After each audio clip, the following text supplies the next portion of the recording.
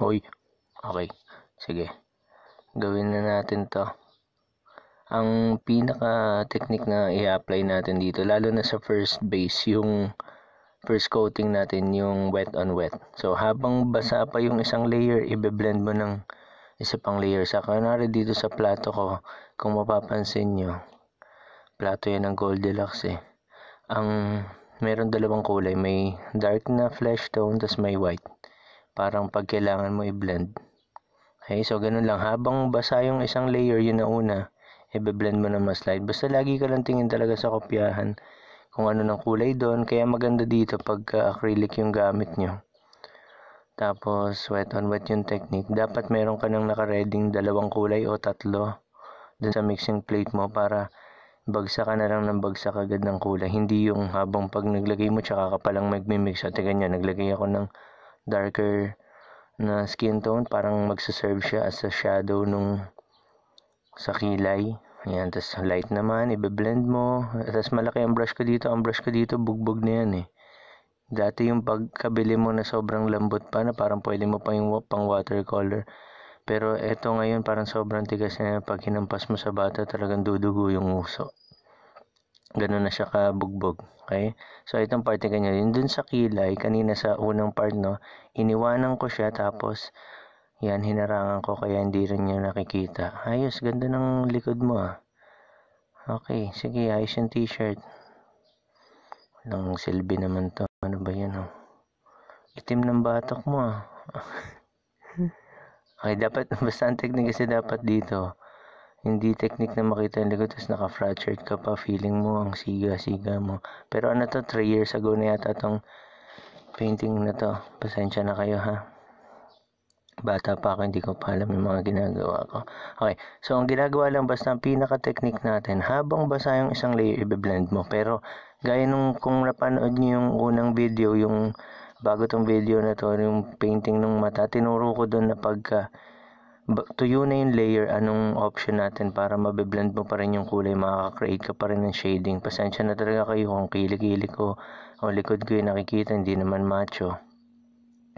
Tapos, kaya pagpasensya nyo na yun, ulon lang, ayos na natuto ka rin, narinig mo rin. Okay, so ang ginagawa lang natin, yung wet on wet, madali yun, mas sobrang linis ng magiging shading niya. Basta ang problema lang natin doon, nabubulol na ako. Ang problema lang talaga natin doon, dapat mablend mo siya bago matuyo. Ngayon, ang problema mo, natuyo kasi may ginawa ka pa, nagsayang ka pa, nagluto ka pa, naglaba ka pa, tapos hindi mo na na-blend. Kaya ang gagawin mo ngayon yung dry brush na nakakayurin mo. Kaya yung brush na malambot na yan na pwedeng ipanghampas na sa bata tapos dudugo ang uso, mas malaki na yung tulong niya.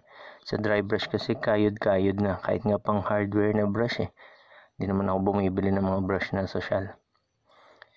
Kaya pwede yun pang kayod-kayod. Kaya sa mga nauna kong turo din sa watercolor, yan dry brush na yan, sulit na sulit ko yan. Basta ang ginagawa ko dito, first base natin, o first coating, binabagsak mo lang lahat ng kulay para magkaroon siya ng basic na color ng balat pero hindi pa siya yung final. Pwede mo pa siyang adjust yung dark tones, yung light tones, okay. Pero ang importante dito na bagsakan mo na lang talaga agad ng kulay. Pwede rin naman yung ginawa ko dun sa mata na gawin mo na lang flesh lahat. Pero tingin ko minsan parang magastos siya kaya pero okay lang. Hindi ko alam. Medyo hindi naman ako expert sa ganyan. Nasa sa inyo na lang din yan. Okay, so napansin nyo, mas masaya yung boses ko. Kasi nung nakaraang video sa Matalas sa histolog pa lahat ng tao dito sa bahay. Kaya narinig nyo yung mga cricket. Yun lang. Pero ngayon pwede na ako magpanggap na ang saya-saya ko habang nagsasalita dito. Na ang saya-saya kung tinuturuan ko kayo. Pwede na ako magpanggap kasi gising na yung nanay ko. Okay, ayan. So, tingnan nyo may mga part na iniiwan ako. Okay lang yun. Minsan, habang nagpe-paint, hindi mo rin alam yung direction na ginagawa mo. Pero, dahil naka-video, hindi ka na pwedeng huminto. Tapos, magpapanggap ka na hindi ka kinakabahan. Papanggap ka na alam mo yung ginagawa mo. Pero, habang ginagawa mo, dasal ka ng dasal na Lord. Huwag niyo naman ako payain. Naka-video Tamad ako mag-edit. Hindi ko na i-edit yung mga part na nagkamali ako. Kaya, bigyan nyo na lang ako ng lakas para magawa to ng tama. Tapos yan, umalis ka, pahinga ka, tapos nagpunas ka na ng pawis kasi parang mali ito parang may mali. talented ba talaga ako? Sabi ng nanay ko, talented ako. Pero parang hirap na hirap ako. Picture pa naman ng nanay ko itong ginagawa ko. Parang ganun. Kaya binitawan mo na lang. Tapos nagpunta ka na lang sa tenga kasi naramdaman mo na parang nabababoy mo yung ilong. Mukhang may ketong. Pero okay lang. Wala namang perfectong ilong eh. Karamihan naman ng Pinoy, ganyan din yung ilong. Medyo yung kabilang butas mas madaling sundutin kasi mas malaki yung butas. Kaya yun, tapos diba nawala na lang ako. Sabi ko, ma, parang hindi ko na to kayang gawin. Anak, kaya mo yan. Ganyan yung kinokopyahan ko, Digicam. Nakikita niyo yung Digicam. Tinatawanan ako dati nagtrabaho kasi ako sa mall, tas yung cellphone ko yung hindi keypad, tas mga katrabaho ko, mga janitor, tinatawanan nila ako dahil ba't di daw ako mag-cellphone na touchscreen, pero ayoko kasi ng touchscreen. Tapos bumili ako ng Digicam. Tapos tinatawanan nila ako dahil Digicam yung ginagamit ko. Mga hype kayo, natawanan niyo ako. Kasalanan ko bang ayoko ng mga social na bagay? Pero dahil kailangan na ng cellphone, bumili na ako. Okay, tama na yung kwento tungkol sa buhay ko. Ang mangyayari dito, tingnan nyo, ito na yung parang dry brush, no? Tuyo na yung unang layer, pero kinakayod mo na nung mas maliit na brush. Kinakayod mo na, no? Para maglagay ka ng dark tones. Yan, mas okay yan. Yung ginawa ko dun sa hairline, tama na maglagay ka ng brown kasi pag automatic bigla ka naglagay ng black, walang shadow sa hairline, magmumukha siyang wig. Ayan, tamo, nagkakayod na dry brush para lagyan ng kilay. Dry brush din sa ilalim ng mata. Lahat ng dark tones na gusto mong i-adjust, dry brush na lang, no? Pero pwede ka rin naman ulit mag-wet on wet. Maglagay ka ulit ng mga kulay na pwede mong gamitin sa mixing plate. Tapos pag habang naglalagay ka ng pangalawang layer, i-blend mo, ganyan. Pero pwede rin naman na dry brush na nakita nyo dun sa mata sa isang video. Ganun technique. That's, yan acrylic kasi to, hindi rin nabubugbog yung surface. Ang ginamit kong surface dito, parang felt cloth. Hindi talaga siya pang acrylic, hindi siya talaga pang painting. Kaya mas mabilis i-absorb yung mga ganun. Pero yan lang ang meron ako, kaya tsaga-tsaga na lang. Minsan kasi pag nagbagsak ka ng kulay sa surface na hindi naman talaga pang painting, ang bilis niyang mawala yung ganda ng kulay mo. Sa pag unang hagod mo parang ang ganda, pero wala, biglang namamatay yung kulay niya. Nakailang demo na rin ako sa mga events na ginamit ko tuntay lang to, pero biglang pumapangit. Wala naman akong budget para mag-canvas lagi. Lalo na sa mga guhit Pinas na chapter na nagtuturo ako. Ayan, tignan nyo. Ayan, ayusin ko na yun sa ilong niya para hindi naman ako palayasin na nanay ko pag nakita niya binaboy ko yung ilong niya. Pero kita niyo may ketong talaga. Okay, so dry brush lang to. Sa akin ang pinaka-safe na ganun. Hindi siya ganun ka-smooth pag ginamit niyo yung dry brush na technique, pero okay na rin siya. Pag binalik-balikan nyo na lang, tapos layer, magiging smooth din naman yan. Okay, so yan, dry brush lang. Parang ang ginagawa mo, kunwari, nag-mix ka ng skin tone na maputi talaga, no? Kunwari yung pinakamaliwanag na part ng mukha dyan. Ngayon ang gagawin mo, lagyan mo lang ng konting brown para mas naging dark lang ng sobrang konti. Tapos i-dry brush mo. Pagka dry brush mo, edi may yan, parang nasa ilong, di ba? Konting dumilim lang siya. Konting dumilim lang. Tapos pagtapos ka na dun, tapos nakita mo sa malayuan na, ay, parang kaya ko pa siyang i-darken. Mag-mix ka ulit, dagdag ka ng konting brown pa. Tapos magkakaroon ka na ng darker shade nung nilagay mo hanggang sa pa-dark ka ng pa-dark. Ay, tapos mapapansin mo na lang parang ang linis ng shading niya na parang ginamitan mo ng wet on wet. Kasi yung paglagay mo ng mga layers, sobrang close ng kulay nila sa isa't isa. Grabe, parang ang ganda ng pagkaka-explain kong yun. Parang sobrang linaw, hindi mo talaga mamimiss na, paano ulit? O, diba nakikita nyo na yan? Nag-mix na ako ng mas darker pa, darker na tone or shade ng brown, tas dina-dry brush ko yan. Tignan nyo, hindi yan wet on wet. Alam ko hindi yan wet on wet.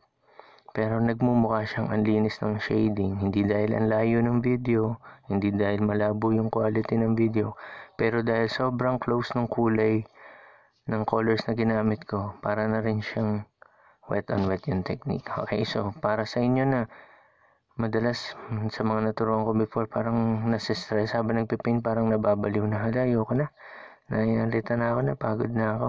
Malaking tulong tong dry brush na ganito. Para at least hindi ka nagmamadali na, hala, dapat mablend ko na bago matuyo. Hala, may nasayang pa ako. Kailangan ko na mablend to bago matuyo. Hala, umapaw na yung tubig na iniipon ko. Pero kailangan ko muna i-blend to. Hindi, ganyan. Ito mo problema. Yan. So, yun ang maganda, yung dry brush na technique. Bad trip, andyan na yung truck ng basura. Hindi ko na lang matatapon yung Teka. Pause muna natin to. Hindi, wag na, bala na. Okay lang, mas importante maturuan ko kayo kasi 3 yung nanonood dito. Kaysa mamaho yung bahay ko, okay lang. Importante matuloy ko tong video na 3 ang nanonood.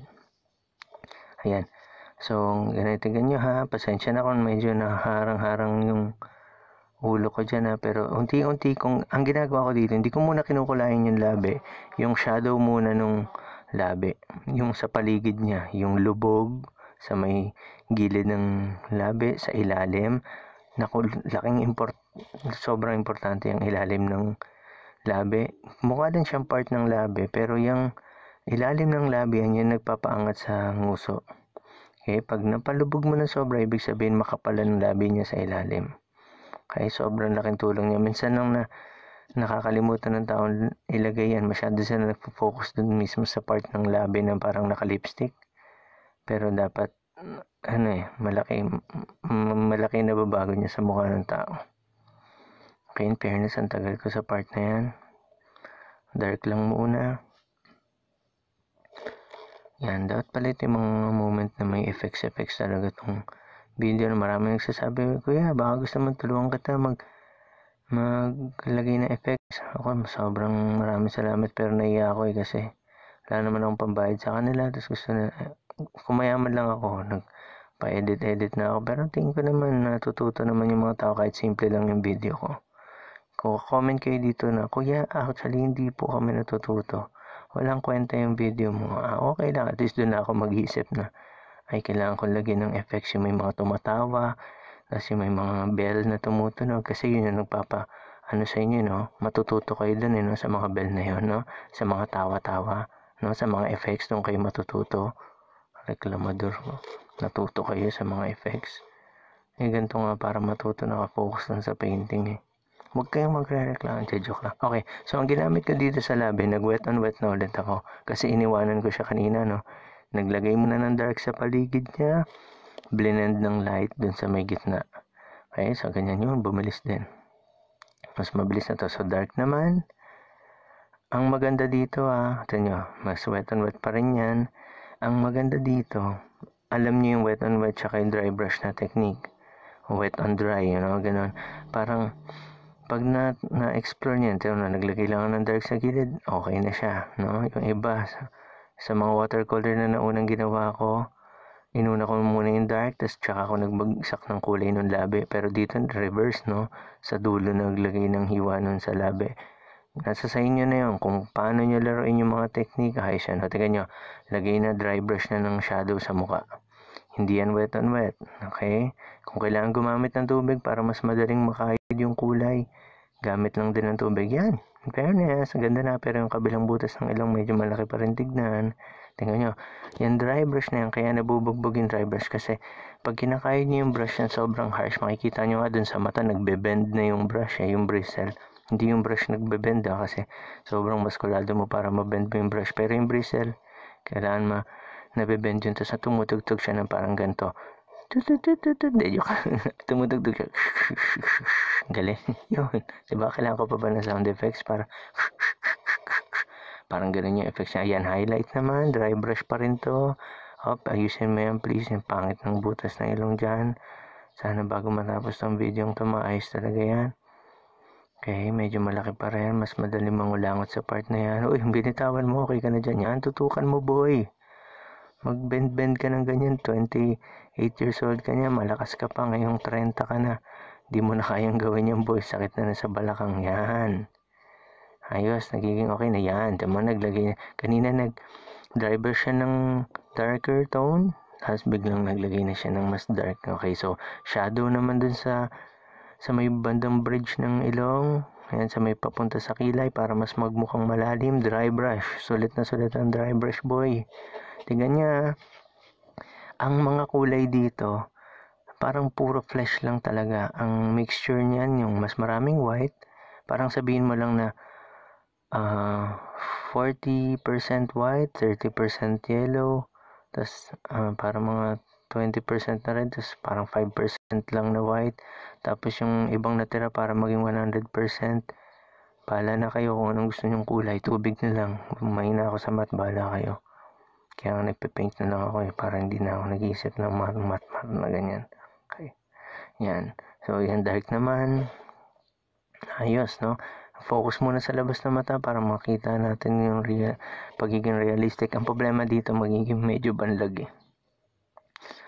Okay lang, nanay ko naman siya. Tanggap niya ako. Teka, naubo ko.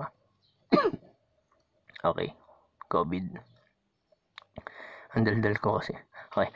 So, ang ginagawa natin, ang problema dito, parang naging banlag siya, pero ganun sa kopyahan eh. So, ayoko naman baguhin yung nanay ko kasi mahal ko siya kung sino man siya. At least, habang nakatingin siya doon isang part, nakatingin din siya sa isang part. Diba? Minsan may mali ka rin kasi may ilalagay yung liwanag. Mamamali ka dun eh. Yung pinakatuldok na ganyan, nakakapraning naman to. Nanay ko, tinatawanan ko, pero hindi naman siya nanonood ng mga video to eh. Okay, yan. Pag yung nagbebenda ng ganyan, ibig sabihin nagpapanik na. Tsaka bakit kasi Digicam ang ginagamit mong kopyahan? Pero okay lang, yung iba nga wala. Tingnan nyo, ang ginawa ko dito sa mata, yung gray, hindi talaga dapat white yung pinaka, ang tawag ba dun sa puti ng mata? Magandang gawin siyang gray para mas, mas realistic siya. Ang puti lang talaga dyan yung kintab. Okay? Yung mata nga sana mapula. Ay, hindi mapula pag addict pala yun. Madilaw pag yung loob ng mata. Hindi naman siya talaga purong white. Mas maganda yun. Tapos para pag naglagay ka ngayon ng puti na parang kintab, sobrang angat agad. Medyo banlag siyang tignan pero okay lang. Ganyan siya eh. Walang perfecto ha. Yan. Pag nagbebenda na ganyan, ibig sabihin na problema na. Yung Digicam ang liit. Kami naawa ko sa sarili ko. Pero okay lang. Yung iba nga, walang kinokopyahan eh. Utak lang eh. Pag may nagsasend sa akin, Kuya, pacheck naman tong gawa ko kung ano ang tama. O sabi ko, sige, ano bang kinopyahan mo? Wala, Kuya, utak ko lang. Eh, di, pacheck mo sa utak mo. Paano ko malalaman kung anong mali eh? Wala kang kopyahan. Hindi parehas tayo ng utak. Kaya magandang minsan pag may kopyahan. Mahirap kasing i-judge yung May sabihin ko, malitong ganito. Sabihin, paano naging mali eh? Wala akong kinopyahan. Oo nga naman, may point. Okay, tingnan nyo dry brush pa rin yan. May base na ng kulay yung tenga. Yun sa buhok, ginawa ko, binagsakan ko na lang muna ng na base na color na black. Tapos mamaya maglalagay ako ng maninipis na highlight. Tamadang galaw tong sa buhok ko. Okay? Tapos pinade ko lang yung sa may bandang anit, ay yung sa may bandang hairline niya. At sa tenga, unti-unti lang na dry brush yan. Sobrang simple yung ginawa ko. Hindi ko alam ba't sa kopyahan ko wala yung kabilang tenga. Nababanlag na, tapos wala pa yung tenga. Ang daming pinagdaanan kasi ng nanay ko. Baka nagpahinga lang yung isang tenga. Pero bakit kasi wala? Okay, balik tayo dun sa hairline. Yung sa hairline, kakayurin mo lang ng maninipis na linya para hindi siya mukhang wig na nakapatong lang. Kung makita nyo naman yung edge ng hairline, no? May mga maninipis na strand. Yan. So, yan. Ang ginagawa ko, naglalagay na ng highlight sa mukha. Ayan. Mas maganda yung pinaka may highlight talaga yung ilong para angat-angat siya. Medyo malaki pa rin yung kabilang butas ng ilong pero okay lang. May hika kasi yung nanay ko. Kailangan niya makahinga ng matino. Ang mahal kaya ng gamot niya yung Symbicort. Parang 1-2 ang isa. Tapos 30 na hit lang. Hindi droga to. Hindi nag-hit yung nanay ko ng droga. Baka isipin niyo. Pero 13 hit twice a day halos. Pero ganun. Okay. So yan. Hairline naman. Ngayon tignan nyo. Sumobra ako. Sabihin na natin sumobra sa itim.